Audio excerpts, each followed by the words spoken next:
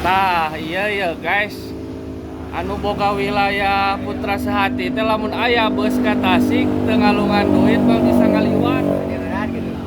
Kudu eureun heula aya si Mang ieu mah. Tuh tingalikeun geura lamun aya mobil ngaliwat pasti mere duit ke si Mang eta. BMS. Saya opat, tujuh.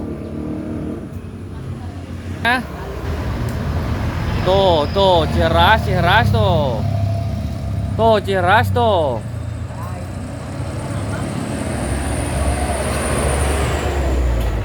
Padahal mah kabeh jeung para wisata naong. Tanya. Oh.